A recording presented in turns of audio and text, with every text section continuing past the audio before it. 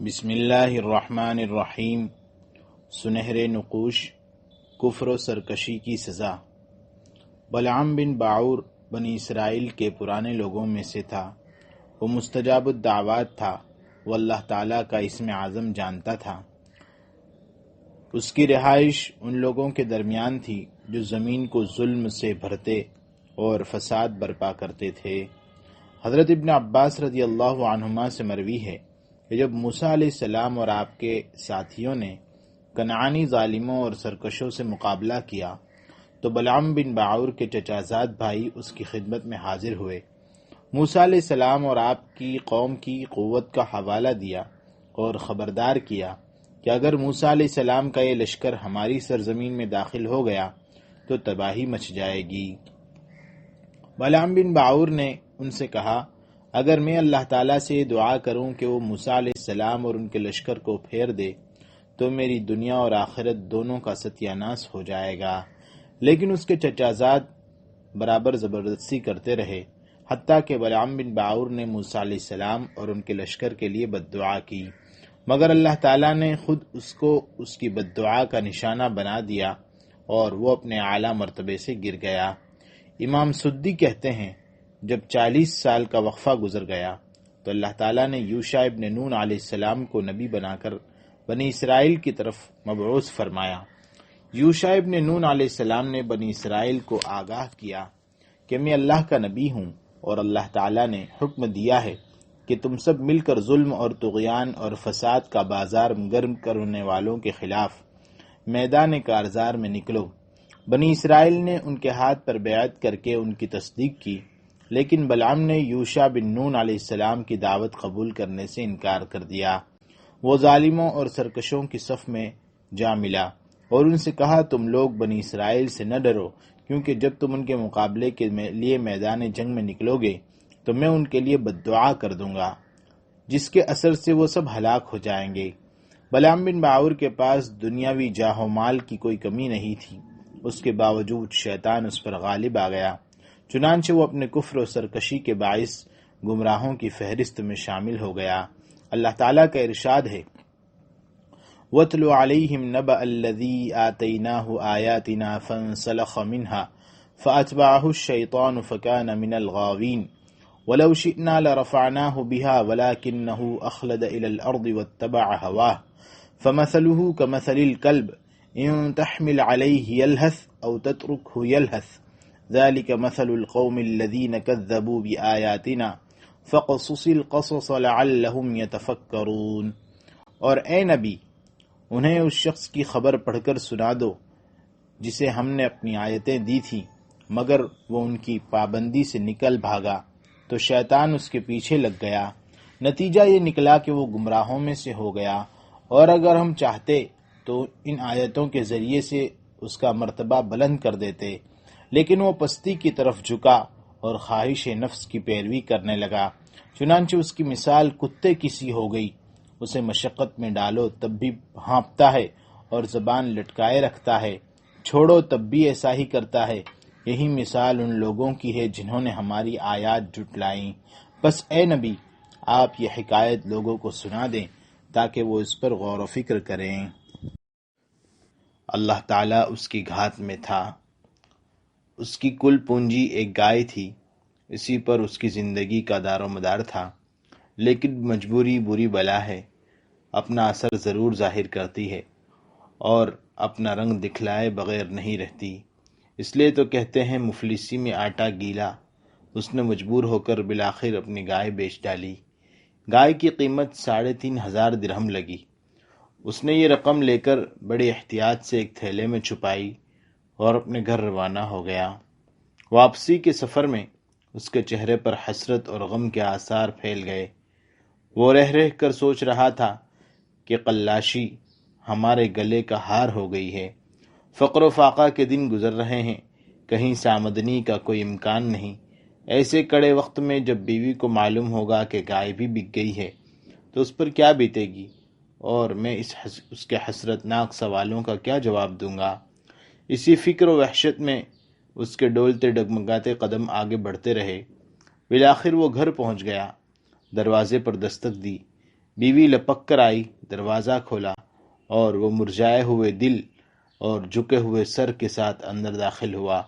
یہ حالت دیکھتے ہی بیوی نے عجیب انداز میں پوچھا، ارے آپ خالی ہاتھ آئے ہیں؟ اف، کیا کیا آپ نے؟ گائے بیچ ڈالی؟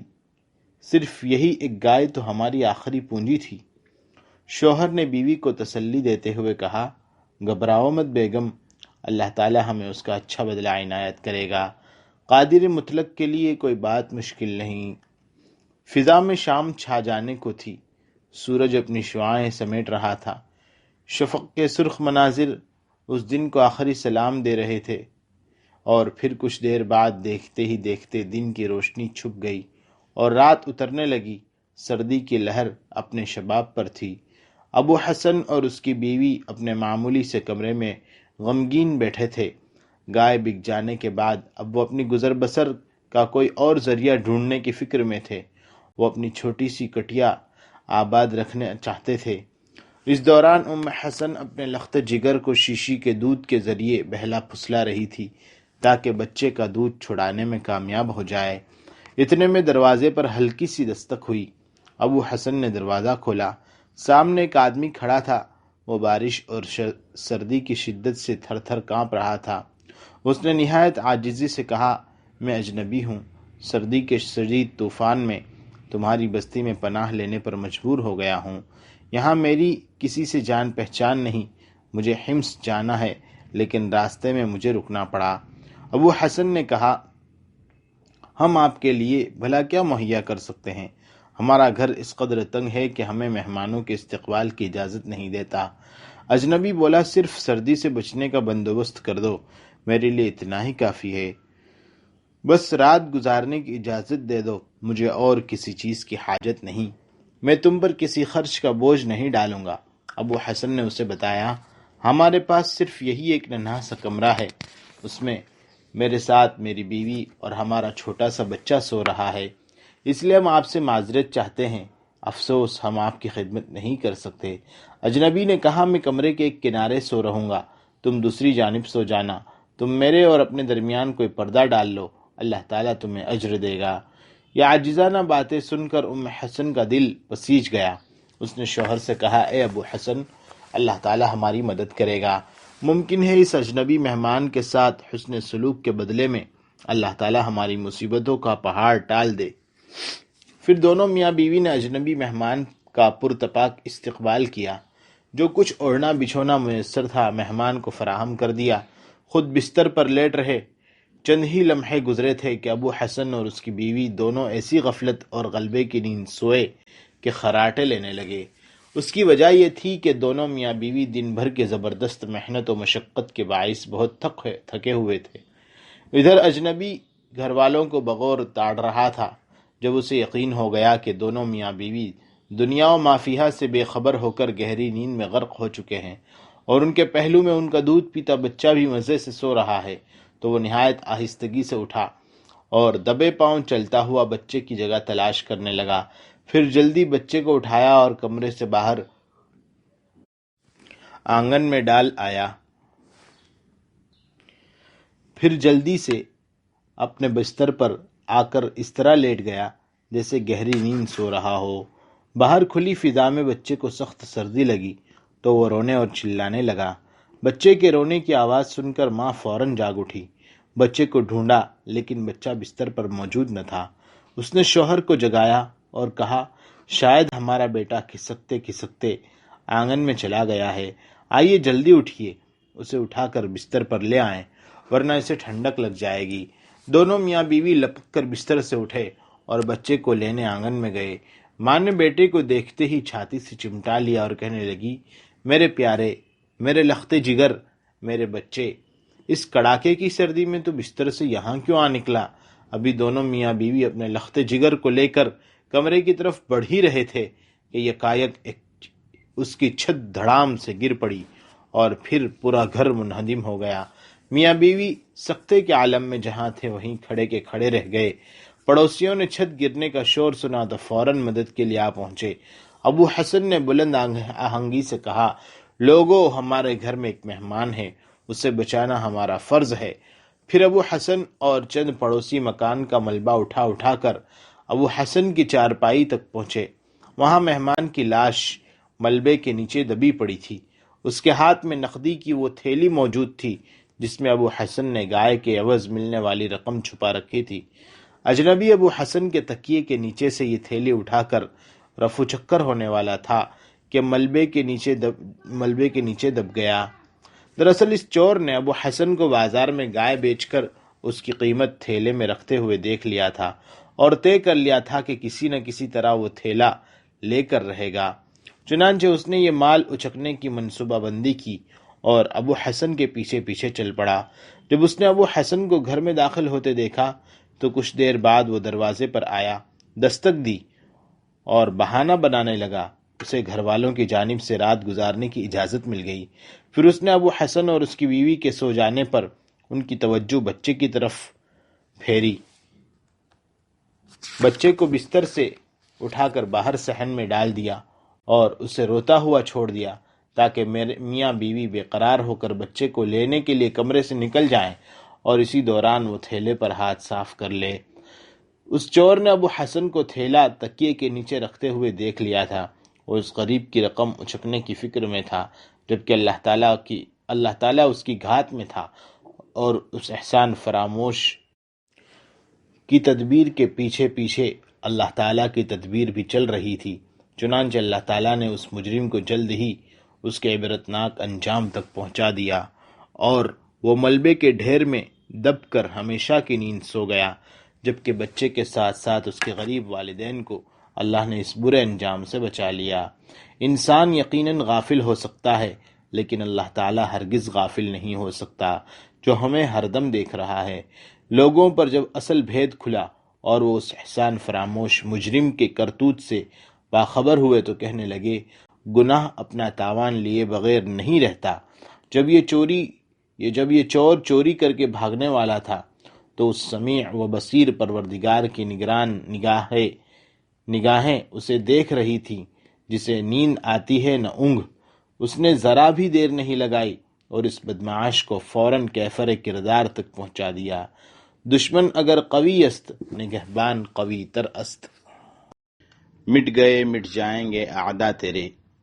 ریاض کی شمالی جانب سے عیینہ نامی شہر کی طرف آپ سفر کریں تو راستے میں جبیلہ نامی بستی سے پہلے بہت بڑا کھلا میدان آتا ہے جسے اقربا کے نام سے یاد کیا جاتا ہے۔ یہ جگہ خاصی گہری ہے۔ بارش ہوتی ہے تو ارد گرد سے پانی اکٹھا ہو کر اس جگہ جمع ہو جاتا ہے اور یہ میدان جھیل کی شکل اختیار کر جاتا ہے۔ یہاں کھیتی خوب اگتی ہے۔ سرسبز ہرے بھرے کھیتوں کا منظر بڑا خوبصورت معلوم ہوتا ہے۔ یہاں سے چند کلومیٹر کے فاصلے پر عیینہ آتا ہے۔ یہ جگہ جس کا ہم ذکر کر رہے ہیں، ایک زمانے میں یہاں بنی حنیفہ کا بہت بڑا باغ تھا۔ اس باغ میں سیدنا ابوبکر صدیق رضی اللہ عنہ کے دور میں صحابہ کرام رضی اللہ عنہم اور مسیلمہ کذاب کے مابین زبردست جنگ ہوئی، جس میں مسیلمہ کذاب کو کھلی شکست ہوئی۔ اس کے بڑے بڑے سرداروں سمیت 10,000 مرتد قتل ہوئے۔ مسیلمہ کی جھوٹی نبوت کا بھانڈا پھوٹ گیا اور اس کی طاقت ہمیشہ کے لیے پاش پاش ہو گئی۔ اس جنگ میں مسلمانوں کو فتح حاصل تو ہوئی، مگر یہ بڑی بھاری قربانیاں دے کر حاصل ہوئی۔ مسلمانوں کے 600 مجاہد شہادت پا گئے، جن میں سابقین اولین کے علاوہ اکثریت حفاظ کرام کی تھی۔ ان شہادت پانے والوں میں حضرت عمر فاروق رضی اللہ عنہ کے بھائی زید بن خطاب اور مشہور انصاری صحابی ابو دجانہ رضی اللہ عنہما بھی شامل تھے۔ یہ جنگ حضرت خالد بن ولید رضی اللہ عنہ کی زندگی کی اہم ترین جنگوں میں سے ایک تھی۔ اس میں مسلمانوں نے جرأت اور بہادری کے ایسے جوہر دکھائے کہ اس علاقے میں مرتدین کا مکمل صفایا ہو گیا۔ مسیلمہ کذاب کا قصہ بڑا دلچسپ ہے۔ اس کا نام مسیلمہ بن ثمامہ بن کثیر بن حبیب تھا۔ یہ خاندان بنو حنیفہ سے تعلق رکھتا تھا جو ریاض کے اطراف میں آباد تھا۔ یہ شخص نہایت مکار دھوکے باز تھا، شاعر تھا۔ نبوت کے آخری دور میں یہ بنو حنیفہ کے 12 اشخاص پر مشتمل ایک وفد کے ساتھ مدینہ طیبہ آیا۔ وفد کے لیڈر کا نام سلمہ ابن حنظلہ تھا۔ یہ لوگ انصار کی ایک عورت مسلمہ بنت حارث کے گھر اترے۔ اس نے ان کی مہمانی کی۔ صبح و شام ان کی مہمانی روٹی، گوشت، دودھ اور کھجوروں سے ہوتی تھی۔ جب یہ لوگ مسجد نبوی میں آتے تو مسیلمہ کو اپنی جگہ ہی پر چھوڑ آئے اور خود مسلمان ہو گئے۔ جب انہوں نے واپسی کا ارادہ کیا تو اللہ کے رسول صلی اللہ علیہ وسلم نے انہیں چاندی کے 5 اوقیے بطور ہدیہ مرحمت فرمائے۔ مسیلمہ کو بھی ان کے برابر عطیہ دیا، کیونکہ انہوں نے آپ صلی اللہ علیہ وسلم سے کہا تھا کہ وہ ان کی قیامگاہ پر موجود ہے۔ آپ صلی اللہ علیہ وسلم نے ارشاد فرمایا، وہ مقام و مرتبے کے لحاظ سے تم سے برا نہیں۔ مسیلمہ کذاب نے کہا کہ اگر محمد صلی اللہ علیہ وسلم اپنے بعد مجھے حکومت دے دیں تو میں ان کی پیروی کروں گا۔ اللہ کے رسول صلی اللہ علیہ وسلم کے ہاتھ میں کھجور کی ٹہنی کا ایک ٹکڑا تھا۔ آپ صلی اللہ علیہ وسلم نے فرمایا، اگر وہ مجھ سے کھجور کی ٹہنی کا ایک ٹکڑا بھی مانگے تو وہ بھی نہیں دوں گا۔ اللہ کے رسول صلی اللہ علیہ وسلم نے خواب دیکھا جس کے راوی حضرت ابو ہریرہ رضی اللہ عنہ ہیں۔ اللہ کے رسول صلی اللہ علیہ وسلم نے فرمایا، میں سویا ہوا تھا، میں نے اپنے ہاتھوں میں سونے کے 2 کنگن دیکھے۔ اس معاملے نے مجھے پریشان کر دیا، بس مجھے کہا گیا کہ انہیں پھونک مارو۔ میں نے انہیں پھونک ماری تو وہ دونوں کنگن اڑ گئے۔ میں نے اس کی تعویل یہ کی کہ میرے بعد 2 کذاب ظاہر ہوں گے، ایک اسود عنسی اور دوسرا مسیلمہ، مگر دونوں ناکام و نامراد ہوں گے۔ بنو حنیفہ کا یہ وفد واپس یمامہ پہنچا تو یہ اللہ کا دشمن مرتد ہو گیا اور اس نے نبوت کا دعویٰ کر دیا۔ کہنے لگا کہ میں محمد صلی اللہ علیہ وسلم کے ساتھ شریک امر ہوں۔ مدینہ آنے والے وفد میں ایک شخص رجال ابن عنفوہ بھی تھا۔ یہ مسلمان ہو گیا۔ کچھ عرصہ رسول اللہ صلی اللہ علیہ وسلم کی صحبت میں رہ کر کچھ قرآن بھی سیکھا، مگر یہ بدبخت بھی مرتد ہو گیا اور اس نے مسیلمہ کے لیے جھوٹی گواہی دی کہ رسول اللہ صلی اللہ علیہ وسلم نے اسے شریک امر کر لیا ہے۔ اسے جو قرآن یاد تھا اس نے اس میں سے کچھ حصہ مسیلمہ کو پہنچا دیا۔ اس نے اسے اپنی طرف منسوب کر لیا، جس سے بنو حنیفہ میں بڑا فتنہ پیدا ہوا۔ مسیلمہ نے اللہ کے رسول صلی اللہ علیہ وسلم کو خط لکھا۔ مسیلمہ رسول اللہ کی طرف سے محمد رسول اللہ صلی اللہ علیہ وسلم کی طرف، اما بعد، مجھے آپ کے ساتھ شریک امر کیا گیا ہے، لہذا نصف حکومت ہماری اور نصف قریش کی، لیکن قریش ایسی قوم ہے جو زیادتی کرتی ہے۔ یہ خط مسیلمہ کے 2 ایلچی لے کر آئے۔ اللہ کے رسول صلی اللہ علیہ وسلم نے ان سے پوچھا، کیا تم دونوں بھی وہی بات کہتے ہو جو وہ کہتا ہے؟ انہوں نے جواب دیا، ہاں۔ ارشاد ہوا، اللہ کی قسم، اگر ایلچیوں کو قتل نہ کرنے کا اصول نہ ہوتا تو میں تم دونوں کو قتل کرا دیتا۔ حضرت عبداللہ ابن مسعود رضی اللہ عنہ بیان کرتے ہیں کہ اس وقت بھی یہ اصول رائج تھا کہ ایلچیوں کو قتل نہ کیا جائے۔ اللہ کے رسول صلی اللہ علیہ وسلم نے اس خط کا جواب اس طرح دیا، محمد رسول اللہ صلی اللہ علیہ وسلم کی طرف سے مسیلمہ کذاب کی طرف، اس شخص پر سلامتی ہو جو ہدایت کی پیروی کرے، اما بعد، زمین کا اصل مالک اللہ تعالی ہے۔ اللہ اپنے بندوں میں سے جسے چاہتا ہے اس کا مالک بنا دیتا ہے، اور بہترین انجام کار متقی کے لیے ہے۔ مسیلمہ کذاب نے اپنے مریدوں کو متاثر کرنے کے لیے یہ دعویٰ بھی کیا کہ اس پر وحی نازل ہوتی ہے۔ حضرت عبداللہ ابن مسعود رضی اللہ عنہ کے پاس ایک شخص آیا اور کہنے لگا کہ میں بنو حنیفہ کی ایک مسجد کے پاس سے گزرا تو وہ ایسی قرات پڑھ رہے تھے جو اللہ تعالیٰ نے محمد صلی اللہ علیہ وسلم پر نہیں اتاری۔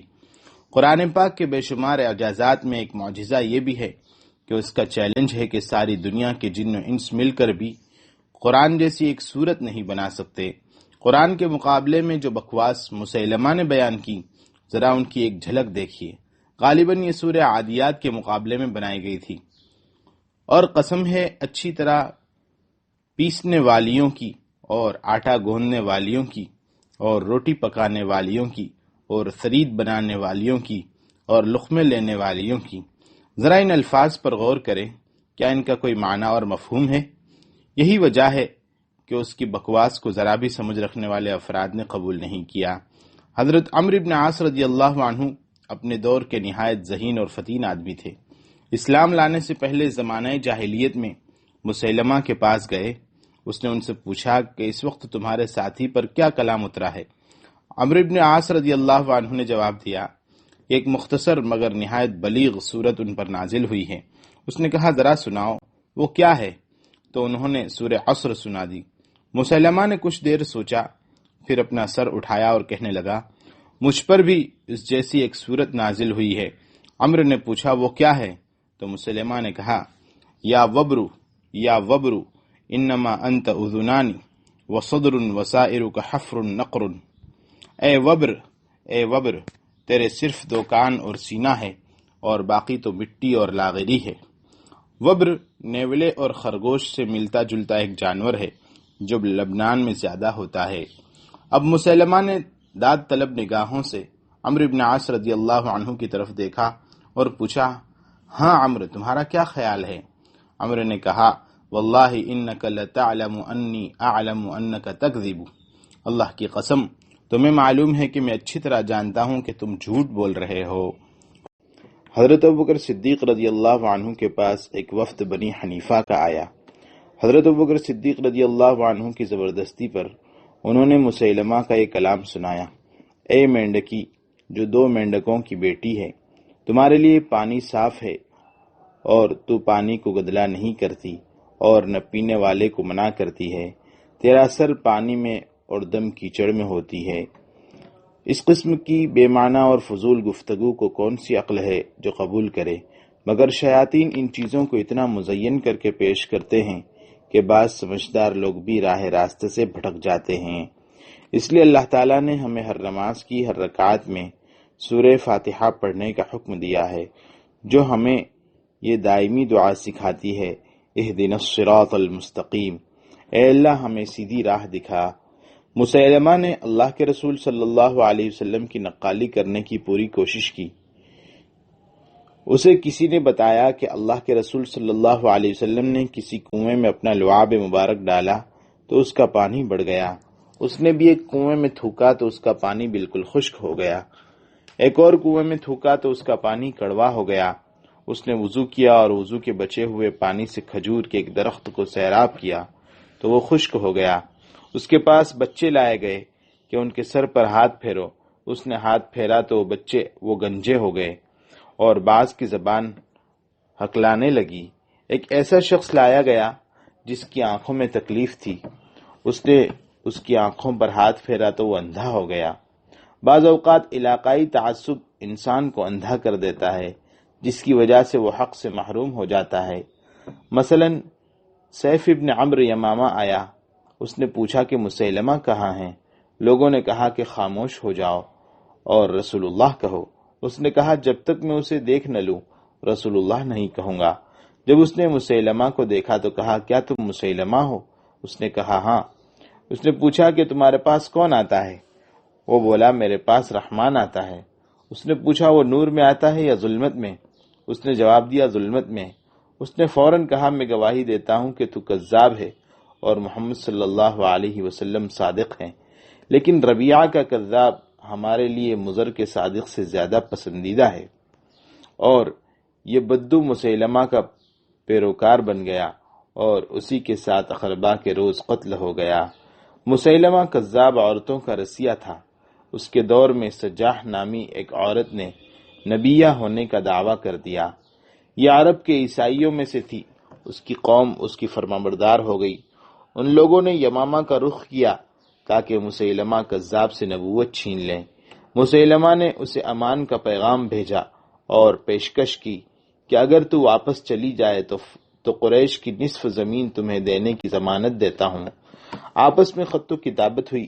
مسیلمہ نے سجاح کو لکھا کہ میں اپنی قوم کی ایک جماعت کے ساتھ تم سے ملنا چاہتا ہوں۔ ان کی ملاقات ایک خیمے میں ہوئی جو 3 دن جاری رہی۔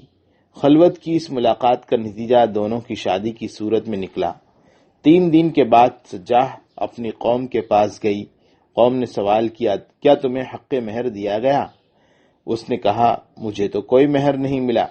قوم نے کہا، یہ نہایت بری بات ہے کہ تمہارے جیسی عورت بغیر مہر کے کسی سے نکاح کرے۔ وہ کہنے لگی، میں ابھی ایک شخص کو بھیجتی ہوں جو مسیلمہ سے میرے مہر کے بارے میں پوچھے گا۔ اس نے ثبت ابن ربعی کو بھیجا۔ اس نے جواب دیا، اپنی قوم میں اعلان کر دو کہ مسیلمہ ابن حبیب نے تم لوگوں سے فجر اور عشاء کی وہ دونوں نمازیں ساقط کر دی ہیں جو محمد صلی اللہ علیہ وسلم لائے تھے، بس یہی سجاح کا مہر ہے۔ ادھر اس فتنے کا مقابلہ کرنے کے لیے حضرت ابوبکر صدیق رضی اللہ عنہ نے عکرمہ ابن ابو جہل رضی اللہ عنہ کو بھیجا۔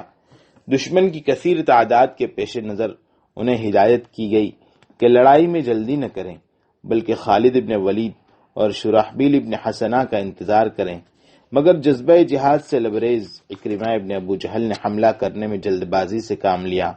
مسیلمہ نے بنو حنیفہ کو اکٹھا کیا اور ان سے خطاب کرتے ہوئے کہا، آج غیرت کا دن ہے، اپنے شرف کی حفاظت کرو، اپنی عورتوں کو بچاؤ۔ غرض جنگ ہوئی، بنو حنیفہ کا پلہ بھاری رہا۔ حضرت ابوبکر صدیق رضی اللہ عنہ کو شکست کی خبر ملی تو سخت ناراض ہوئے۔ تھوڑے دنوں کے بعد حضرت خالد بھی اپنی فوج لے کر پہنچے۔ لڑائی کے لیے دونوں فوجیں آمنے سامنے آ گئی۔ اب پھر مسیلمہ نے اپنی فوج سے خطاب کیا، غیرت دلائی اور عزت و شرف کا واسطہ دیا۔ لڑائی شروع ہوئی۔ اس روز مہاجرین کا جھنڈا، سالم مولا ابو حذیفہ اور انصار کا جھنڈا ثابت ابن قیس رضی اللہ عنہم کے پاس تھا۔ لڑائی کے پہلے حملے میں مسلمانوں کو شکست ہوئی، حتیٰ کہ بنو حنیفہ حضرت خالد ابن ولید کے خیمے میں داخل ہو گئے۔ وہاں ان کی اہلیہ ام تمیم موجود تھیں۔ انہیں قتل کرنے کا ارادہ کیا۔ مجاعہ ابن مرارہ نے انہیں روکا۔ اب انہوں نے انہیں قیدی بنانے کا ارادہ کیا۔ اتنے میں خالد بن ولید وہاں پہنچ گئے۔ انہوں نے آتے ہی بنو حنیفہ کو للکارا، کون ہے جو میرا مقابلہ کرے؟ اس مبارزت کے جواب میں جو بھی آیا وہ حضرت خالد کی تلوار کا لقمہ بن گیا۔ اب انہوں نے مسیلمہ کو للکارا، وہ بھاگ کر ایک باغ میں پہنچ گیا۔ اس روز بنو حنیفہ نے ایسی جنگ لڑی جس کی مثال نہیں دیکھی گئی۔ مسلمانوں کا جھنڈا اٹھانے والے ثابت ابن قیس رضی اللہ عنہ نے زمین میں نصف پنڈلیوں تک گڑھا کھودا۔ انہوں نے کفن پہنا، خوشبو لگائی اور اس گھڑے میں اپنے آپ کو گاڑ لیا اور نہایت ثابت قدمی سے لڑائی کی، حتیٰ کہ شہید ہو گئے۔ امام ابن کثیر نے البدایہ والنہایہ میں بڑی تفصیل سے اس جنگ کا ذکر کیا ہے۔ اس میدان کارزار میں صحابہ نے جس استقلال کا مظاہرہ کیا وہ بے مثال تھا۔ وہ دشمنوں کی طرف مسلسل پیش قدمی کرتے رہے، حتیٰ کہ اللہ تعالیٰ نے انہیں فتح عطا فرمائی، اور کفار پیٹ پھیر کر بھاگے۔ وہ ان کا پیچھا کرتے ہوئے انہیں موت کے باغ تک لے گئے۔ بنو حنیفہ کو اس باغ میں پناہ لینے کا مشورہ محکم ابن طفیل نے دیا تھا۔ وہاں مسیلمہ بھی موجود تھا۔ محکم ابن طفیل اپنی قوم کو جنگ پر ابھار رہا تھا۔ وہ تقریر کر رہا تھا کہ حضرت عبد الرحمن ابن ابو بکر نے اس کی گردن میں تیر مارا تو وہ وہیں ڈھیر ہو گیا۔ بنو حنیفہ نے اس قلعے جیسے باغ کا دروازہ بند کر دیا۔ صحابہ نے اس کا محاصرہ کر لیا۔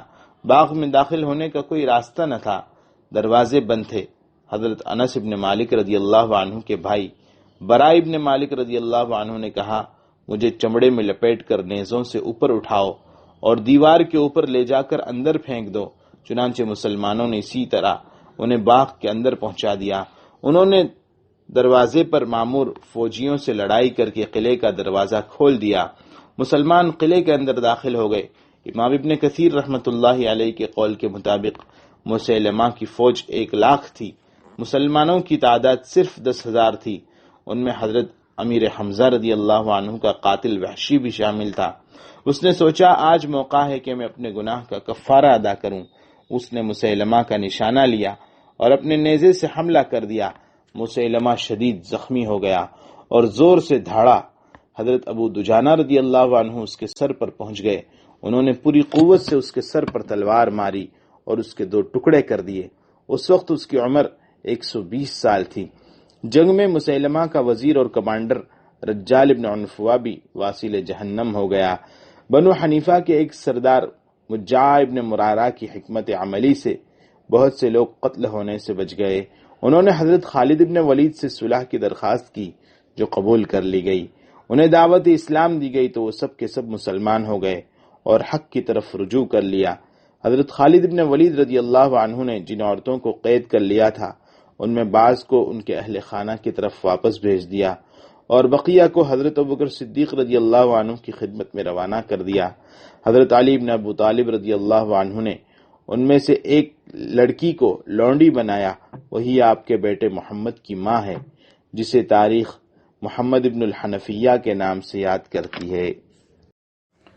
خون ناحق کی ہیبت۔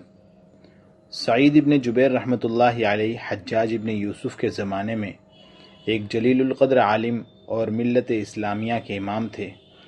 امام احمد ابن حنبل رحمۃ اللہ علیہ جب ان کا تذکرہ کرتے تھے تو بے ساختہ رو پڑتے اور فرماتے تھے، واللہ لقد قتل سعید ابن جبیر وما احد علی الارض من المسلمین الا وهو بحاجۃ الی علمہ۔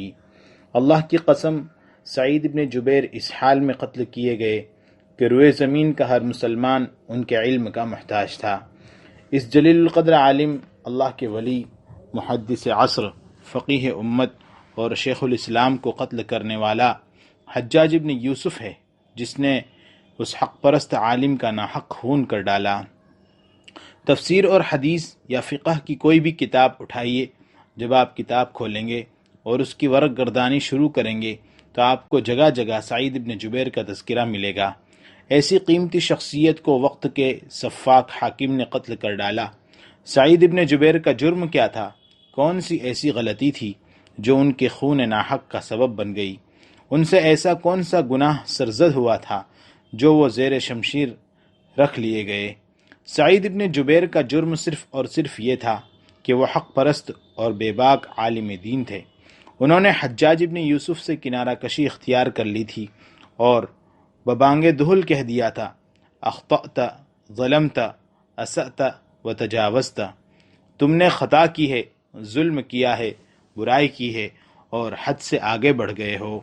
حجاج ابن یوسف نے اپنے بارے میں یہ کڑوا سچ سنا تو اس نے سعید ابن جبیر کو قتل کرنے کا فیصلہ کر لیا، کیونکہ وہ چاہتا تھا کہ میرے خلاف کوئی منہ کھول نہ سکے۔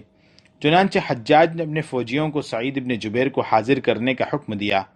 فوجی سعید ابن جبیر کے گھر گئے اور دروازے پر دستک دی۔ سعید ابن جبیر نے یہ ڈراؤنی دستک سن کر دروازہ کھولا تو ان کے سامنے فوجیوں کا جتھا کھڑا تھا۔ انہیں دیکھ کر سعید ابن جبیر نے فوراً کہا، حسبنا اللہ و نعم الوکیل، ہمیں اللہ کافی ہے اور بہت اچھا کارساز ہے۔ پھر آپ نے پوچھا، تم کیا چاہتے ہو؟ فوجیوں نے کہا، حجاج نے آپ کو فوراً بلایا ہے۔ سعید ابن جبیر نے فرمایا، تھوڑی دیر میرا انتظار کرو۔ پھر اندر جا کر غسل فرمایا اور بدن پر حنوط ملا۔ حنوط چند خوشبودار چیزوں کا ایک مرکب ہوتا ہے جو مردے کو غسل دینے کے بعد اس پر ملتے ہیں، اور کفن پہن کر فرمایا، اللہم یا ذا الرکن الذی لا یضام والعزت التی لا ترام اکفنی شرہ۔ اے پروردگار، اے قوت والے جس پر ظلم و زیادتی نہیں ہو سکتی، اے عزت و شان والے جس کے حصول کا تصور نہیں کیا جا سکتا، میرے لیے حجاج کے شر سے کافی ہو جا۔ فوجی سعید ابن جبیر کو لے کر حجاج کے پاس چل پڑے اور سعید ابن جبیر کی زبان حق ترجمان راستے بھر یہی ورد کرتی رہی، لا حول ولا قوت الا باللہ خسر المبطلون۔ اللہ کی توفیق کے بغیر نیکی کرنے کی طاقت ہے، نہ برائی سے بچنے کی ہمت، باطل پرست خسارے میں پڑ گئے۔ سعید بن جبیر جب حجاج کے دربار میں پیش ہوئے تو وہ غصے میں بھرا بیٹھا تھا اور اس کی آنکھیں غیظ و غضب کے شرارے برسا رہی تھی۔ سعید بن جبیر نے کہا، السلام علی من اتبع الہدی، جو سیدھی راہ اختیار کرے اس پر سلامتی ہو۔ حجاج نے کہا، تمہارا نام کیا ہے؟ سعید نے کہا، سعید ابن جبیر۔ حجاج نے کہا، تم سعید ابن جبیر نہیں، تم شقیب بن قصیر ہو۔ سعید نے کہا، یہ نام میری ماں نے رکھا تھا، یقیناً وہ زیادہ جانتی تھی۔ حجاج نے کہا، تم اور تمہاری ماں دونوں بدبخت ہو۔ سعید نے کہا، غیب کا علم صرف اللہ رب العزت کو ہے۔ حجاج نے کہا، محمد صلی اللہ علیہ وسلم کے بارے میں تمہاری کیا رائے ہے؟ سعید نے کہا، وہ ہدایت کے نبی اور رحمت کے امام تھے۔ حجاج نے کہا، حضرت علی رضی اللہ عنہ کے بارے میں کیا کہتے ہو؟ سعید نے کہا، اللہ کو پیارے ہو گئے، رحمت کے امام تھے۔ حجاج نے کہا، میرے بارے میں کیا رائے ہے؟ سعید نے کہا، تم ظالم ہو، اللہ کے پاس اپنی گردن پر مسلمانوں کے ناحق خون لے کر جاؤ گے۔ حجاج نے کہا، میں تمہیں سونے چاندی سے نوازنا چاہتا ہوں۔ یہ کہہ کر حجاج نے خدام کو حکم دیا کہ سونے چاندی کے 2 تھیلے سعید ابن جبیر کے سامنے ڈال دو، جو فوراً ڈال دیے گئے۔ سعید نے کہا، یہ کیا ہے اے حجاج؟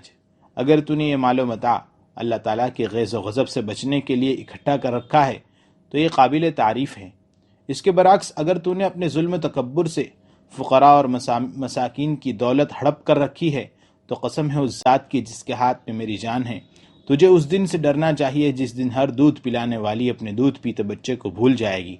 یوم ترونها تذهل كل مرضعة عما ارضعت وتضع كل ذات حمل حملها وترى الناس سكارى وما هم بسكارى ولكن عذاب الله شدید۔ جس دن تم وہ قیامت کا زلزلہ دیکھ لو گے، اس دن دودھ پلانے والی مائیں اپنا دودھ پیتا بچہ بھول جائیں گی، اور حاملہ عورتیں ان کے حمل وقت سے پہلے گر جائیں گے، اور تو لوگوں کو اس حال میں دیکھے گا کہ وہ مدہوش دکھائی دیں گے، حالانکہ در حقیقت وہ متوالے نہیں ہوں گے، لیکن اللہ کا عذاب بڑا ہی سخت ہے۔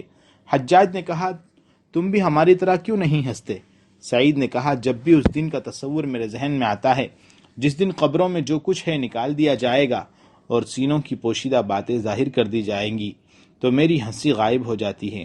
حجاج نے کہا، پھر ہمیں کیوں ہنسی آتی ہے؟ سعید نے کہا، لوگوں کے دل یکساں نہیں ہوتے۔ حجاج نے کہا، ہم تمہاری دنیا کو ایسی آگ میں تبدیل کر دیں گے جو بڑی شعلہ بار ہوگی۔ سعید نے کہا، اگر تو اس پر قادر ہوتا تو میں اللہ کو چھوڑ کر تیری عبادت کرتا۔ حجاج نے کہا، میں تمہیں اس طرح قتل کروں گا جس کی مثال نہیں ملے گی۔ سعید نے کہا، اللہ کی قسم، تم جس طرح مجھے قتل کرو گے اسی طرح اللہ تعالیٰ تمہیں قیامت کے دن قتل کرے گا۔ حجاج نے کہا، اسے قتل کر دو۔ سعید بن جبیر نے یہ دعا پڑھی، وجہت وجہی للذی فطر السماوات والارض حنیفا وما انا من المشرکین، میں نے تو ہر طرف سے منہ موڑ کر اپنا رخ صرف اسی ہستی کی طرف کر لیا ہے جس نے زمین اور آسمانوں کو پیدا کیا ہے، اور میں ہرگز ان میں سے نہیں جو اس کے ساتھ شریک ٹھہرانے والے ہیں۔ حجاج نے کہا، اس کا چہرہ قبلے سے پھیر دو۔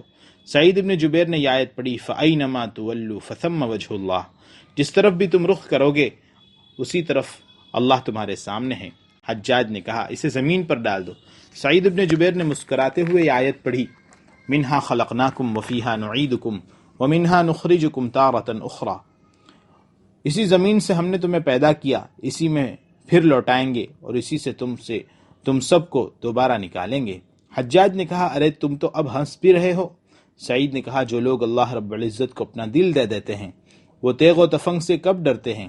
سعید ابن جبیر موت کی آنکھوں میں آنکھیں ڈال کر دستور کے مطابق مسکراتے رہے، جیسے کہہ رہے ہوں، عشرت قتل گہے اہل تمنا مت پوچھ، عید نظارہ ہے شمشیر کا عریاں ہونا۔ پھر انہوں نے وضاحت کرتے ہوئے فرمایا، میں اس لیے ہنس رہا ہوں کہ اللہ تعالیٰ تجھ پر کس قدر حلیم اور بردبار ہے، لیکن تو اللہ پر کس قدر جرأت مند ہے۔ حجاج نے کہا، اسے ذبح کر دو۔ سعید نے کہا، اللہم لا تسلط هذا المجرم على احد بعدی، اے اللہ میرے بعد اس مجرم کو کسی اور پر مسلط نہ کرنا۔ ادھر یہ جملہ ادا ہوا، ادھر سعید ابن جبیر کو اس شقی القلب نے قتل کرا دیا، اور اللہ تعالیٰ نے سعید ابن جبیر کی دعا کو معاً شرف قبولیت سے نوازا۔ دیدی کے خون ناحق پروانہ شمعرا، چندہ امانہ داد کے شبرا سحر کند، یعنی مکافات عمل میں دیر نہیں لگی۔ جلد ہی حجاج ابن یوسف کے بدن میں ایک زہریلی پھنسی نکلی۔ اس کی تکلیف اتنی سخت تھی کہ وہ درد کے مارے پورے 1 مہینے تک پاگل بیل کی طرح ڈکراتا رہا، اور اس دوران وہ زندگی کے وظائف ہی بھول گیا۔ اسے کھانا پینا، سونا جاگنا اور اٹھنا بیٹھنا دوبر ہو گیا۔ دن کا چین اور رات کی نیند حرام ہو گئی۔ وہ تڑپ تڑپ کر بار بار کہتا تھا، واللہ ما نمت لیلۃ الا ورأیت کأنی اسبح فی انہار من الدم، اللہ کی قسم جس رات بھی میری آنکھ لگی میں نے خواب میں دیکھا کہ میں خون کی نہروں میں تیر رہا ہوں۔ پھر حجاج رہ رہ کر یہی جملہ دہراتا رہا، مالی ولی سعید، مالی ولی سعید، نہ جانے میرا اور سعید کا کیا حشر ہونے والا ہے، نہ جانے میرا اور سعید کا کیا حشر ہونے والا ہے۔ یہی جملہ کہتے کہتے وہ موت کا لقمہ بن گیا۔ آداب فرزندی کا قابل رشک مظاہرہ۔ عبداللہ ابن ابو بکر رضی اللہ عنہما نے زید ابن عمرو ابن نفیل کی صاحبزادی عاتکہ سے شادی کی۔ وہ نہایت حسین و جمیل خاتون تھی۔ عبداللہ ابن ابو بکر رضی اللہ عنہما بھی اچھی شکل والے تھے اور والدین کے ساتھ حسن سلوک میں منفرد تھے۔ جب انہوں نے اپنی بیوی عاتکہ رضی اللہ عنہا کے ساتھ ازدواجی زندگی کی شروعات کی تو وہ حسن و جمال کی اس پیکر پر ایسے شیدا ہوئے کہ اہلیہ سے ان کی والہانہ محبت نقطۂ عروج پر جا پہنچی۔ وہ ہر وقت محبت ہی میں رہنے لگے اور ان کی اہلیہ محترمہ ان کے دل و دماغ پر حکمرانی کرنے لگیں۔ محبت بڑا عظیم اور قابل قدر جذبہ ہے، مگر رب جمیل کی محبت کے علاوہ کسی اور کی محبت حد اعتدال سے بڑھ جائے تو یہ جذبہ نقصان دہ ثابت ہوتا ہے۔ یہی حالت حضرت عبداللہ ابن ابو بکر رضی اللہ عنہما کو بھی پیش آئی۔ وہ اہلیہ کی محبت میں اس قدر بے خود ہو گئے کہ بعض معاملات دینیہ میں بھی کوتاہی ہونے لگی اور جہادی مہم میں بھی سستی آ گئی۔ یہ بات سیدنا ابو بکر رضی اللہ عنہ پر بھاری گزری۔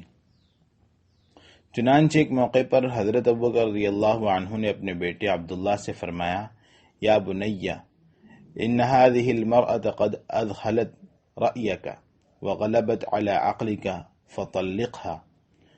جان پدر، اس خاتون نے تمہیں حواس باختہ کر دیا ہے اور تمہارے عقل و شعور پر چھا گئی ہے، اس لیے میری رائے یہ ہے کہ اسے طلاق دے دو۔ عبداللہ رضی اللہ عنہ نے عرض کیا، لست اقدر على ذلك، پدر اعلی قدر، یہ میرے بس کا روگ نہیں ہے۔ ابو بکر رضی اللہ عنہ نے فرمایا، میں نے تیری طلاق کی قسم کھا لی ہے۔ اس میں شک نہیں کہ حضرت عبداللہ رضی اللہ عنہ کا دل اہلیہ کی محبت سے سرشار تھا، مگر یہی دل تھا جس نے حضرت اسماعیل علیہ السلام سے آداب فرزندی کا سبق بھی سیکھا تھا۔ حضرت اسماعیل نے والد گرامی کے حکم پر اپنی گردن بے دریغ زیر تیغ کر دی تھی اور جسم و جان کی آزمائش میں پورے اترے تھے، لیکن حضرت عبداللہ کو جس آزمائش کا سامنا کرنا پڑا وہ جسم و جان کی نہیں، نہایت نازک جذبات کی آزمائش تھی۔ ایک طرف اہلیہ کی لازوال الفت اور دوسری طرف والد ماجد کا حکم۔ حضرت عبداللہ اس آزمائش کے پلسرات سے آنن فانن گزر گئے۔ انہوں نے اپنے جذبات کی شہرک پر چھری پھیری، والد گرامی کے حکم کی تعمیل کی اور اہلیہ کو بلا تعمل طلاق دے دی۔ انہوں نے طلاق تو دے دی مگر وہ اپنے ٹوٹے ہوئے دل کو اہلیہ کی محبت سے خالی نہ کر سکے۔ وہ بدستور ان کے حجرہ دل میں مقیم رہی۔ یہ صورتحال ان پر اتنی سختی سے اثر انداز ہوئی کہ وہ جزع فضا کرنے لگے، کسی چیز کا ہوش نہ رہا، کھانا پینا بھی چھوڑ دیا۔ یہ حالت دیکھ کر لوگوں نے ابو بکر رضی اللہ عنہ سے شکوہ کیا کہ آپ نے عبداللہ رضی اللہ عنہ کو برباد کر دیا، اس فیصلے پر نظر ثانی فرمائیں۔ اس کے بعد حضرت ابو بکر رضی اللہ عنہ کا گزر عبداللہ رضی اللہ عنہ کے پاس سے ہوا تو انہوں نے یہ دردناک اشعار سنے جو عبداللہ رضی اللہ عنہ ہر طرف سے بے خبر ہو کر اہلیہ کی جدائی میں گنگنا رہے تھے۔ اعاتک لا انسا کی ما ذر شارق وما ناح قمری الحمام المطوق۔ اے عاتکہ، جب تک سورج کرن افشانیاں کرتا رہے گا اور جب تک گلے میں حالہ پہنے ہوئے قمری کبوتر نوحہ کرتا رہے گا میں تجھے بھلا نہ سکوں گا۔ فلم ار مثلی طلق اليوم مثلها ولا مثلها فی غیر جرم تطلق۔ اس دور میں کوئی میرا ثانی نہیں جس نے ایسی مثالی خاتون کو طلاق دے دی ہو، نہ اس جیسی کسی عورت کو یوں بلا جرم طلاق دے دی جاتی ہے۔ لہا خلق جزل ورأی ومنصب وخلق سوی فی الحیاء ومصدق۔ عمدہ اخلاق، بصیرت پر مبنی رائے، بلند رتبہ، حیا سے مزین دلکش خد و خال، عمدہ قد و قامت اور سچائی پر مبنی گفتگو اس خاتون کے نمایاں اوصاف تھے۔ چنانچہ عبداللہ رضی اللہ عنہ کی حالت زار پر رحم کھاتے ہوئے حضرت ابوبکر رضی اللہ عنہ نے انہیں عاتکہ رضی اللہ عنہا سے رجوع کرنے کا حکم دے دیا اور انہوں نے رجوع کر لیا۔ کہیں عہد نہ ٹوٹ جائے۔ شعبی رحمۃ اللہ علیہ کہتے ہیں کہ ایک دن عمرو بن معدی کرب رضی اللہ عنہ ایک قبیلے میں پہنچے۔ اس کے افراد سے انہیں عداوت تھی۔ انہوں نے دیکھا کہ ایک گھوڑا بندھا ہوا ہے اور ایک نیزہ زمین پر پڑا ہے۔ جبکہ اس کا مالک قریب کے ایک گڑھے میں قضائے حاجت کر رہا ہے۔ عمرو بن معدی کریم رضی اللہ عنہ کا بیان ہے کہ میں نے اسے للکارا، خذ حذرک فانی قاتلک، اپنے ہتھیار سنبھال لے، میں تجھے قتل کرنے والا ہوں۔ اس نے پوچھا تو کون ہے؟ میں نے جواب دیا عمرو بن معدی کریم۔ کہنے لگا ابا ثور ما انصفتنی انت علی ظہر فرسک وانا فی بئر، ابو ثور تم نے مجھ سے انصاف نہیں کیا، تم گھوڑے پر سوار ہو اور ادھر میں کنویں میں پڑا ہوں، آخر یہ کہاں کی بہادری ہے؟ فاعطنی عہدا انک لا تقتلنی حتی ارکب فرسی وآخذ حذری، مجھ سے عہد کرو کہ جب تک میں گھوڑے سے نکل کر اپنے گھوڑے پر سوار نہ ہو جاؤں اور اپنے ہتھیار سنبھال نہ لوں اس وقت تک تم مجھے قتل نہیں کرو گے۔ میں نے عہد کیا کہ جب تک وہ گھوڑے سے نکل کر اپنے گھوڑے پر سوار نہ ہو جائے گا اور اپنے ہتھیار سنبھال نہ لے گا اس وقت تک میں اسے قتل نہیں کروں گا۔ وہ میرے وعدے کے مطابق گھوڑے سے نکل آیا اور اپنی تلوار نیام میں ڈال کر آرام سے بیٹھ گیا۔ میں نے پوچھا یہ کیا تماشا ہے؟ کہنے لگا ما انا براکب فرسی ولا مقاتلک فان کنت نکثت عہدا فانت اعلم، میں اپنے گھوڑے پر سوار ہوں گا، نہ تم سے قتال کروں گا، اگر تم اس کے باوجود اپنا عہد توڑو گے تو تم ہی جانو کہ زندگی بھر اپنے منہ پر عہد شکنی کا دھبا لگائے پھرو گے۔ محترم حضرات، اب اگلا فقرہ سننے سے پہلے ذرا رک جائیے اور غور فرمائیے کہ عرب کے جنگل میں رہنے والوں کو وعدے کی پابندی کس حد تک عزیز تھی اور وعدہ خلافی کو وہ کس قدر زبردست عیب اور شرم کا سبب سمجھتے تھے۔ وعدہ پورا کرنے کی کتنی روشن مثال ہے عمرو بن معدی کریم رضی اللہ عنہ کا بیان ہے، میں نے اپنے دشمن پر قابو پانے کے باوجود اسے اس کے حال پر چھوڑ دیا اور وہاں سے چل دیا، میں نے اپنی زندگی میں اس سے بڑا بہانہ بنانے والا نہیں دیکھا۔ سلطان جلال الدولہ کی ہوشیاری۔ ابو الحسن ابن ہلال نے اپنی تاریخ میں ایک تاجر کے حوالے سے ایک واقعہ بیان کیا ہے۔ تاجر کا کہنا ہے کہ میں ایک فوجی چھاونی میں تھا۔ ایک روز ایسا اتفاق ہوا کہ سلطان جلال الدولہ اپنی عادت کے مطابق شکار کے لیے نکلا تو اسے ایک دیہاتی روتا ہوا ملا۔ سلطان نے پوچھا کیا ماجرا ہے؟ دیہاتی نے عرض کیا 3 لڑکوں نے میرا تربوز چھین لیا ہے، وہی میری کل پونجی تھی۔ سلطان نے کہا تو لشکرگاہ میں چلا جا، وہاں لال رنگ کا ایک قبہ ہے، اس کے پاس بیٹھ جا، شام تک وہیں بیٹھے رہنا، میں واپس آؤں گا تو تیری منشا پوری کر دوں گا۔ شام کو سلطان شکار سے واپس آیا تو اپنے ایک ملازم سے کہا قد اشتہیت بطیخا ففتش العسکر وخیمہم علی شیء منہ، مجھے تربوز کھانے کی خواہش ہے، چھاونی میں جا کر دیکھو، شاید کسی فوجی کے پاس مل جائے۔ ملازم چھاونی گیا اور چند ہی لمحے بعد سلطان کی خدمت میں تربوز پیش کر دیا۔ سلطان نے ملازم سے دریافت کیا تربوز کس کے پاس سے ملا ہے؟ ملازم نے بتایا فلاں دربان کے خیمے میں۔ سلطان نے اسے پیش کرنے کا حکم دیا۔ تھوڑی ہی دیر میں دربان سلطان کی خدمت میں حاضر ہو گیا۔ سلطان نے دربان سے پوچھا یہ بتا کہ تربوز تیرے پاس کہاں سے آیا؟ دربان نے بتایا مجھے یہ 3 لڑکوں نے لا کر دیا ہے۔ سلطان نے کہا ابھی اور اسی وقت ان لڑکوں کو میری خدمت میں پیش کرو۔ دربان لڑکوں کو ڈھونڈنے نکلا مگر وہ سلطان کی نیت کو بھانپ چکا تھا، لہذا اس نے لڑکوں کو بھگا دیا اور سلطان کی خدمت میں حاضر ہو کر عرض کیا سلطان معظم، وہ تو آپ کی سزا کے خوف سے بھاگ گئے۔ سلطان نے دیہاتی کو بلا بھیجا۔ جب وہ آیا تو اس سے پوچھا ھذا بطیخک الذی اخذ منک، کیا یہ وہی تربوز ہے جو لڑکوں نے تم سے چھین لیا تھا؟ دیہاتی نے جواب دیا جی ہاں۔ سلطان نے دیہاتی سے کہا یہ تربوز لو اور یہ دربان میرا غلام ہے، اسے بھی اپنے ساتھ لے جاؤ، میں اسے تمہیں تحفے میں دیتا ہوں، یہاں تک کہ یہ ان لڑکوں کو گرفتار کر کے پیش کر دے۔ سلطان نے دیہاتی کو یہ تنبیہ بھی کی واللہ لئن خلیتہ لأضربن عنقک، اللہ کی قسم اگر تم نے اسے چھوڑ دیا تو میں تمہاری گردن اڑا دوں گا۔ دیہاتی نے دربان کا ہاتھ پکڑا اور باہر نکل گیا۔ باہر آنے کے بعد دربان نے دیہاتی سے کہا ارے تم مجھ سے 300 دینار لے لو اور مجھے میرے ہی ہاتھ بیچ دو۔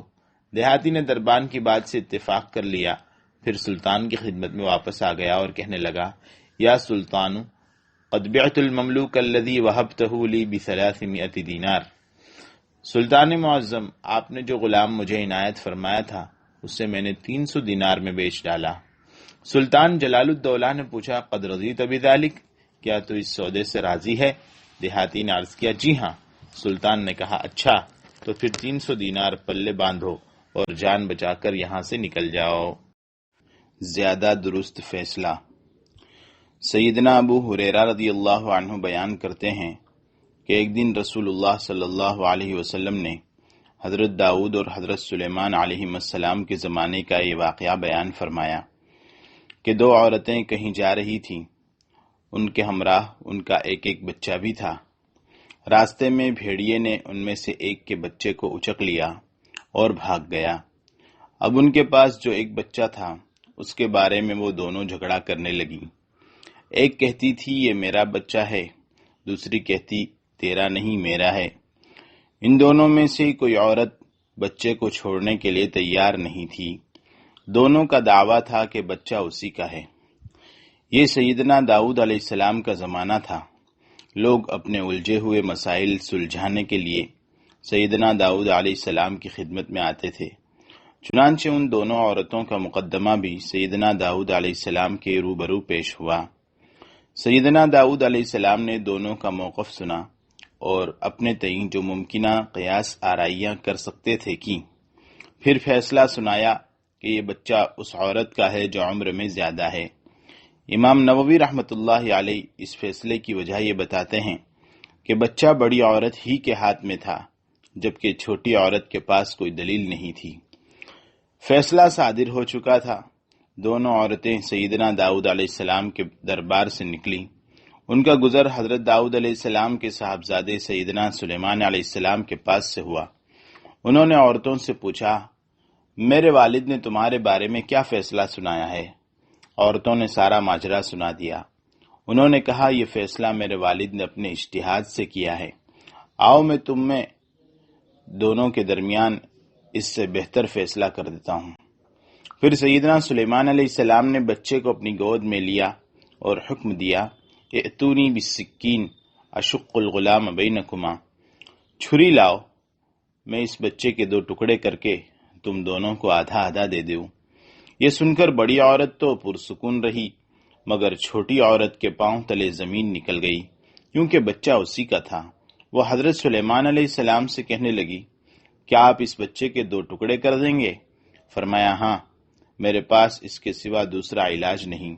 وہ کہنے لگی، لا تفعل حظی منہ لہا، آپ ایسا نہ کریں، میں اپنا آدھا حصہ اس عورت کو دے دیتی ہوں۔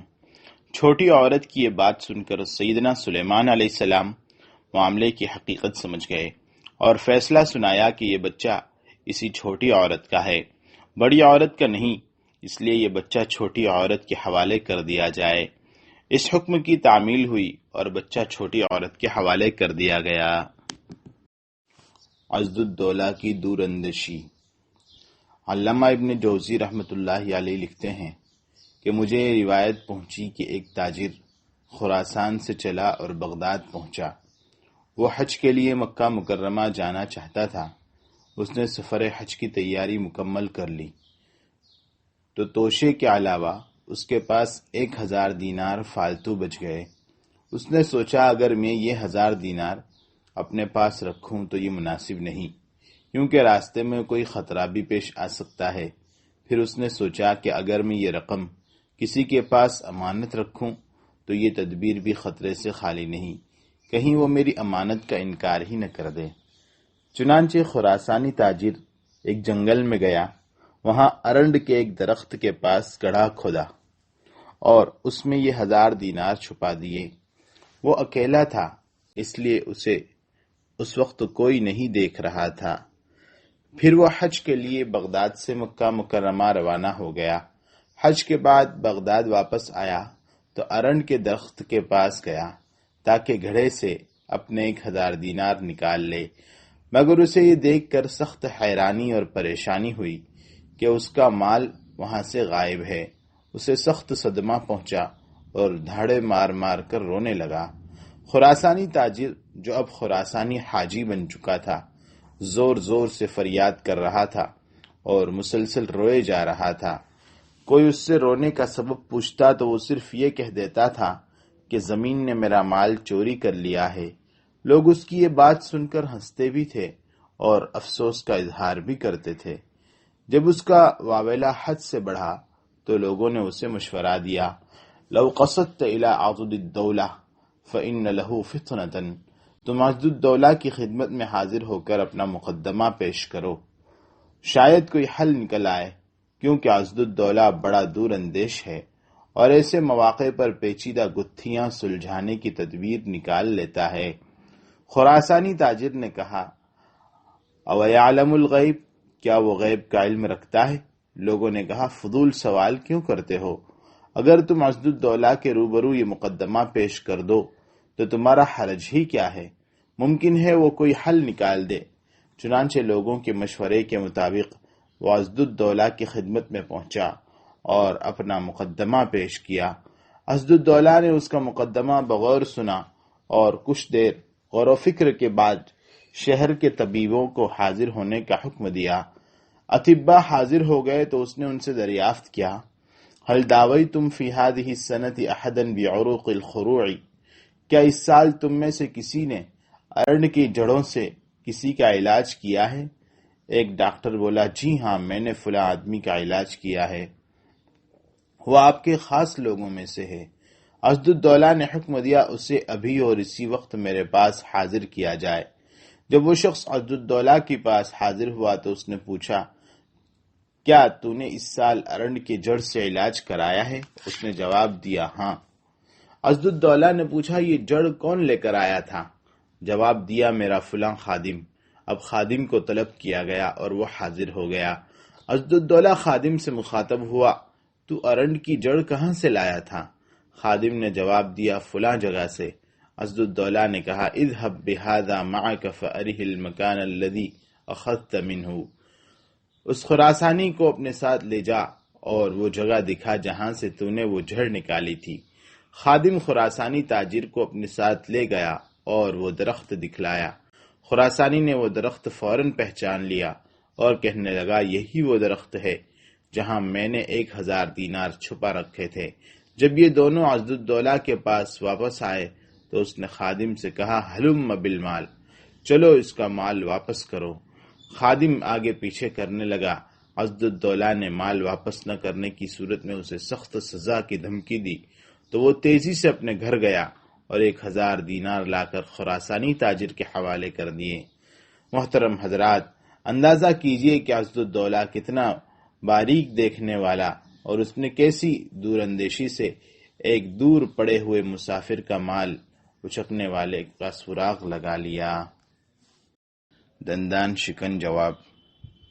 علامہ ابن جوزی رحمۃ اللہ علیہ نے اپنی مشہور کتاب الاذکیاء میں سیدنا عیسیٰ ابن مریم علیہ السلام کے بارے میں لکھا ہے، ایک دفعہ ابلیس سیدنا عیسیٰ ابن مریم علیہ السلام کے پاس آیا اور کہنے لگا، الست تزعم انہ لا یصیبک الا ما کتب اللہ لک، کیا تمہارا یہ دعویٰ نہیں ہے کہ تمہیں وہی کچھ لاحق ہوتا ہے جو اللہ تعالیٰ نے تمہارے حق میں لکھ دیا ہے؟ سیدنا عیسیٰ ابن مریم علیہ السلام نے فرمایا، بے شک۔ ابلیس نے کہا، فرمی بنفسک من هذا الجبل فإنہ ان قدر لک السلامة تسلم، اچھا تو پھر اپنے آپ کو اس پہاڑ سے نیچے پھینک دو، اگر اللہ تعالیٰ نے تمہارے حق میں سلامتی لکھی ہوگی تو تم صحیح سالم بچ جاؤ گے اور تمہیں کچھ نہ ہوگا۔ سیدنا عیسیٰ علیہ السلام نے ابلیس کو دانت توڑ جواب دیا، فرمایا، یا ملعون، ان للہ عز وجل ان یختبر عبادہ ولیس للعبد ان یختبر ربہ عز وجل، اے ملعون، اللہ عز وجل کو تو یہ حق حاصل ہے کہ وہ اپنے بندوں کا امتحان لے، مگر بندے کو ہرگز اس جسارت کا حق نہیں کہ وہ اللہ عز وجل کا امتحان لے۔ چنانچہ ابلیس اپنا سا منہ لے کر رہ گیا۔ جو سو رہے ہیں ان کو جگانے کی فکر کر، ایک ساتھی نے اپنا قصہ کچھ یوں بیان کیا: میں ایک افریقی ملک کا سفر کر رہا تھا۔ میرا مقصد وہاں کے مہاجر کیمپ کا جائزہ لینا، غربا میں امداد تقسیم کرنا اور دعوتی سرگرمیوں کی نگرانی کرنا تھا۔ سفر بڑا لمبا اور تھکا دینے والا تھا۔ چھوٹے سے ایئرپورٹ سے باہر نکلا، سڑکوں کا حال پتلا تھا۔ میرے میزبان بڑے خوش تھے، انہوں نے میرا پرتپاک استقبال کیا۔ پھر ہم ایک چھوٹے سے گاؤں کی طرف روانہ ہوئے۔ میرے لیے وہاں ایک خصوصی خیمہ لگایا گیا تھا۔ شام ہونے کو تھی، میں تھکا ہوا تھا۔ میرے لیے زمین ہی پر گھاس بچھا کر اوپر کمبل ڈال کر آرام دہ بستر بنانے کی کوشش کی گئی تھی۔ میں نے کچھ ناگواری سے خیمے میں قدم رکھا۔ لائٹ کا کوئی بندوبست نہیں تھا۔ میں بستر پر لیٹا تو دل میں طرح طرح کے بے ترتیب خیالات آنے لگے۔ یہ سفر کتنا مشکل ہے، میں یہاں کیوں آیا؟ یہ کتنا تھکا دینے والا سفر ہے، مجھے جلد ہی واپس جانا چاہیے۔ گھر میں ہر قسم کے آرام میسر ہیں اور یہاں اس بستی میں بجلی بھی موجود نہیں۔ میں سوچتا رہا اور پھر میرا ذہن دوسری طرف منتقل ہو گیا۔ اس علاقے میں شاید ہی کوئی داعی آیا ہو، آخر یہاں کون آئے گا؟ اتنا لمبا اور مشقت والا سفر آسان نہیں۔ پھر میرے دماغ میں رقص ابلیس ہونے لگا۔ میں کتنا عظیم ہوں، دعوت کی خاطر اپنی ساری آسائشیں چھوڑ کر یہاں آیا ہوں۔ بلا شبہ یہ بہت بڑی قربانی ہے۔ میرے دل میں غرور، تکبر، عجب اور احساس برتری پیدا ہونے لگا۔ میں انہی گڑمڑ خیالوں میں ڈبکیاں کھا رہا تھا کہ مجھے نیند آ گئی۔ صبح ہوئی تو میزبان آ گئے۔ ابھی روشنی پوری طرح نہیں پھیلی تھی کہ میزبان بولے، چلو ذرا اس گاؤں کا چکر لگاتے ہیں۔ میں میزبانوں کے ساتھ آگے بڑھا۔ کچھ دور گاؤں کا واحد کنواں نظر آیا۔ یہاں لوگوں کا ہجوم تھا، عورتیں، مرد، بچے، بوڑھے سبھی جمع تھے۔ پانی تو انسان کی بنیادی ضرورت ہے۔ میں نے دیکھا کہ کچھ عورتیں اپنے سروں پر پانی کے برتن اٹھائے چلی آ رہی تھی۔ انہی عورتوں میں ایک گورے رنگ کی نوجوان لڑکی نظر آئی۔ مجھے بڑا تعجب ہوا کہ یہ گوری کہاں سے آ گئی۔ شاید اسے برس کا مرض ہو، جس کی وجہ سے اس کا پورا جسم سفید ہو گیا ہے۔ میں نے اپنے ساتھیوں سے پوچھا کہ یہ کون ہے؟ جواب ملا، یہ لڑکی ناروے کی رہنے والی ہے، وہاں کی کسی عیسائی تنظیم کے لیے کام کرتی ہے۔ پچھلے 6 مہینے سے ہمارے ہاں مقیم ہے اور ہمارے جیسا لباس پہنتی ہے۔ کھانا پینا، اٹھنا بیٹھنا، چلنا پھرنا، اس کا پچھلا معیار زندگی اسے ہماری بستی میں چھوڑ کر واپس چلا گیا۔ اب اس نے ہماری طرح کی رہن سہن اختیار کر لی ہے۔ یہ ہماری عورتوں کے ساتھ رہ کر کام کرتی ہے، انہی کی زبان بولتی ہے، روزانہ لڑکیوں کو اکٹھا کرتی ہے، ان سے گپ شپ کرتی ہے اور انہیں پڑھنا لکھنا سکھاتی ہے۔ کبھی کبھار رقص کے پیچ و خم بھی بتلاتی ہے۔ لڑکیاں اس کے ساتھ بڑی خوش رہتی ہیں اور اس سے بڑی محبت کرتی ہیں۔ یہ ہمارے سماج میں ڈھل گئی ہے۔ یتیموں کے سر پر ہاتھ پھیرتی ہے، ان کی امداد کرتی ہے، بیوہ عورتوں کی دلگیری کرتی ہے، مریضوں کے پاس جاتی ہے، ان کی تیمارداری کرتی ہے، انہیں دوائیں بھی مہیا کرتی ہیں۔ اس کی وجہ سے بہت سے لوگ عیسائیت اختیار کر چکے ہیں۔ محترم حضرات، ذرا دل پر ہاتھ رکھ کر سوچئے، ایک نوجوان لڑکی جو ناز و نعمت کے گہوارے میں پلی بڑی ہے، اپنے باطل عقائد کی بڑھوتری کے لیے اپنے خوبصورت ملک کو چھوڑتی ہے۔ ایسا ملک جہاں دنیا بھر کی سہولتیں اور آسائشیں ہی نہیں، بلا مواخذہ عیاشیاں بھی میسر ہیں۔ یہ انہیں اپنے آپ پر حرام قرار دے کر بلا تعمل ایک ایسے ملک میں آبسی ہے جہاں کوئی سہولت نہیں، سڑکیں ناپید، بجلی عنقا، اعلیٰ مشروبات اور فواکہ معدوم اور غذا ناقص ہے، پانی گدلا ہے، دور دور تک پینے کے قابل صاف پانی نہیں ہے، ندی نالوں کا پانی پیتی ہے، سرکنڈوں سے بنے ہوئے گھر میں رہتی ہے، ناموافق موسم کے تھپیڑے سہ رہی ہے، جسم کمزور ہو رہا ہے، رنگ و روپ اڑ چکا ہے، مگر یہ سب کچھ کیوں ہے؟ یہ اتنی مصیبتیں کیوں جھیل رہی ہے؟ جواب بڑا واضح ہے، صرف عیسائیت کی تبلیغ کے لیے۔ یہ صورتحال دیکھ کر مجھے اپنے آپ پر ندامت ہونے لگی، چنانچہ میں نے واپسی کا ارادہ بدل دیا۔ ایک اور ساتھی نے اپنا قصہ بیان کرتے ہوئے کہا، میں مطالعاتی دورے پر جرمنی گیا۔ ہوٹل کے کمرے میں بیٹھا رسائل دیکھ رہا تھا، اچانک کسی نے دروازے پر دستک دی تو مجھے تعجب ہوا کہ یہاں مجھ سے ملنے کے لیے کون آ گیا۔ میں نے دروازے کے شیشے سے باہر جھانکا۔ میں نے دیکھا کہ ایک نوجوان لڑکی ہاتھ میں کتابیں لیے کھڑی ہے۔ میں نے پوچھا کہ تم کون ہو اور کیا چاہتی ہو؟ اس نے کہا دروازہ کھولو، مجھے آپ سے کام ہے۔ میں نے کہا کہ میں مسلمان ہوں، کمرے میں اکیلا ہوں، شرعی طور پر تمہارا تنہا میرے پاس آنا جائز نہیں۔ وہ زبردستی کرتی رہی، میں انکار کرتا رہا اور یہی کہتا رہا کہ میں دروازہ نہیں کھولوں گا اور تمہیں آنے کی اجازت نہیں دوں گا۔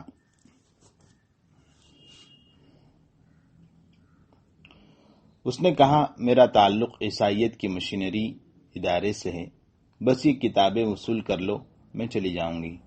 میں نے جواب دیا مجھے کسی چیز کی ضرورت نہیں۔ جب وہ مایوس ہو گئی کہ میں دروازہ نہیں کھولوں گا تو اس نے اپنا منہ دروازے کی دراز سے لگایا اور پورے زور سے اپنا عقیدہ اور منہج بتانے اور اپنے دین کا تعارف کرانے لگی۔ یہ پورے 10 منٹ کا دورانیہ تھا۔ جب اس نے اپنی تقریر ختم کی تو میں نے پوچھا کہ تم نے اپنے آپ کو اس قدر مشقت میں کیوں ڈالا اور زور زور سے ایک بے فائدہ تقریر کیوں کی؟ وہ بولی مجھے اب سکون مل گیا ہے کیونکہ میں اپنے دین کے لیے جو خدمت پیش کر سکتی تھی وہ اپنی ہمت اور استعداد کے مطابق کر چکی۔ حضرات، کیا ہم نے کبھی خود سے سوال کیا ہے کہ اسلام کی دعوت پھیلانے میں ہمارا کتنا حصہ ہے؟ ہم نے اسلام کی کیا خدمت کی ہے؟ کتنے لوگ ہمارے ہاتھ پر مسلمان ہوئے ہیں؟ ذرا عیسائیت کا پرچار کرنے والی اس تنہا لڑکی کے حوصلے اور ولولے دیکھیے اور اپنی حالت پر غور کیجیے۔ ہدایت پانا ہر انسان کا قدرتی حق ہے۔ اسلام ہدایت و سعادت کا سرچشمہ ہے۔ کیا ہم نے اسلام کا نور ہدایت پھیلانے کی کوئی ادنا سی کوشش بھی کی ہے؟ کوشش تو کجا، ہمیں اپنے اس فرض عین کا کبھی خیال تک نہیں آیا۔ بے شمار انسان کفر، الحاد، شرک، بدعت، فسق و فجور، ظلم اور سرکشی کی دلدل میں پھنسے ہوئے ہیں اور اس معصیت جاریہ کی وجہ سے دوزخ کا ایندھن بننے والے ہیں۔ کیا کبھی ہمیں احساس ہوا کہ انہیں اسلام کی روشنی دکھائیں، گمراہیوں کی کیچڑ سے نکالیں اور جہنم میں گرنے سے بچائیں؟ ہم تو پیدا ہی اس لیے ہوئے تھے کہ عالم انسانیت کا رخ مخلوق سے خالق کی طرف، دنیا سے آخرت کی طرف، برائی سے نیکی کی طرف، باطل سے حق کی طرف، مال سے اعمال کی طرف اور ظلمت سے روشنی کی طرف پھیر دیں، مگر ہم تو خود ہی صراط مستقیم سے بھٹک گئے، اپنی زندگی کا اصل مقصد ہی بھول گئے۔ ہم نے گمراہوں کو ہمراہی اور غیروں کے نقش قدم کو نشان منزل قرار دے لیا۔ ہم طاقت کے آگے اور دولت کے پیچھے بھاگنے لگے اور اس دوڑ میں پاگلوں سے بھی بدتر ہو گئے۔ وائے ناکامی متاع کارواں جاتا رہا، کارواں کے دل سے احساس زیاں جاتا رہا۔ تاریخ کے اوراق یہ گواہی دینے کے لیے موجود ہیں کہ ہمارے اسلاف کرام دعوت دین کے لیے حجاز سے نکل کر ساری دنیا میں پھیل گئے۔ انہوں نے اپنا خون پسینہ ایک کر کے دعوت دین کا فرض ادا کیا۔ جب انہوں نے ادائے فرض کے لیے احساس ذمہ داری اور جانثاری کا مظاہرہ کیا تو ہمارے قادر مطلق نے بھی ان پر اپنے فضل و کرم کے دروازے کھول دیے اور ساری دنیا کی دولت اور حکومت صحابہ کرام رضی اللہ عنہم کے قدموں میں ڈال دی۔ یہ دنیا کبھی کسی کے لیے نہیں بدلی۔ ہاں، اگر ہم خود بدل جائیں اور اپنے اندر ایک انقلابی تبدیلی پیدا کر لیں، اپنی غفلت کے ٹیلے توڑ دیں، گناہوں سے توبہ کریں، ایمان اور اعمال صالحہ کی زندگی بسر کریں اور دعوت دین کا فرض ادا کرنے لگیں تو اللہ رب العزت ہمیں پھر اپنے انعامات کے لیے چن لے گا اور ہمارے سر پر فتح مبین کا وہی تاج پہنا دے گا جو اس نے صحابہ کرام رضی اللہ عنہم کے سر پر سجا دیا تھا۔ بعض لوگ کہتے ہیں جی چھوڑیے، اسلام کی دعوت آسان کام نہیں، ہمیں تو شرم آتی ہے کہ جہاں جاؤ وہاں اسلام کے حوالے سے گفتگو شروع کر دو اور دعوت دین دینے لگو۔ اے میرے غافل بھائیو، ذرا اپنے نفس کی بندگی اور گناہوں کی زندگی پر غور کر لو۔ سستی، غفلت، جہالت، معصیت، شرک، بدعت، سود خوری، بادانوشی اور کون سا گناہ ہے جس کے ہم مرتکب نہیں ہو رہے؟ میرے عزیزو، شرم کرنے کی اصل چیز یہی رب العزت کی نافرمانی والی زندگی ہے۔ اسلام کی دعوت میں شرم اور جھجک کیسی؟ دین حنیف کی دعوت تو سب سے بڑا شرف ہے۔ ایک مغنیہ اور ایک رقاصہ کے بارے میں سب جانتے ہیں کہ وہ ہزاروں تماشائیوں کے سامنے ننگے بدن کے ساتھ ناچتی ہے۔ وہ خوب جانتی ہے کہ تماشائیوں کی ناپاک بھوکی نگاہیں اس کے بدن پر منڈلا رہی ہیں، مگر اس نے تو کبھی یہ نہیں کہا کہ مجھے شرم آتی ہے، حالانکہ شرم کا نہیں ڈوب مرنے کا مقام ہے۔ اسلام کی دعوت کے لیے ہچکچانے یا معذرت خواہانہ رویہ اختیار کرنے کی ضرورت نہیں۔ یہ ہر مسلمان کا فرض ہے کہ وہ اسلام کی دعوت دے۔ اسلام کی دعوت دینا بہت آسان ہے۔ مثالی زندگی کا نمونہ بن جائیے، ہر خاص و عام سے ملیے، محبت اور دل سوزی سے دین قیم کی بات کیجیے اور ان کے دل کا یقین بدل دیجیے۔ انہیں بتائیے کہ ہماری ہر حاجت، ہر راحت اور ہر سعادت 100% فاطر السماوات والارض کے ہاتھ میں ہے۔ کوئی پیر، فقیر، امیر، کبیر، وزیر، دبیر، سفیر یا کوئی مدیر کسی کو قطعاً کچھ نہیں دے سکتا۔ کامیابی صرف محمد الرسول اللہ صلی اللہ علیہ وسلم کے مبارک طریقوں کے مطابق زندگی بسر کرنے سے نصیب ہوتی ہے۔ اگر دنیا بھر کے مسلمان اپنی اپنی جگہ محبت اور حکمت کے ساتھ یہی دعوت دینے لگیں تو انقلاب برپا ہو جائے گا۔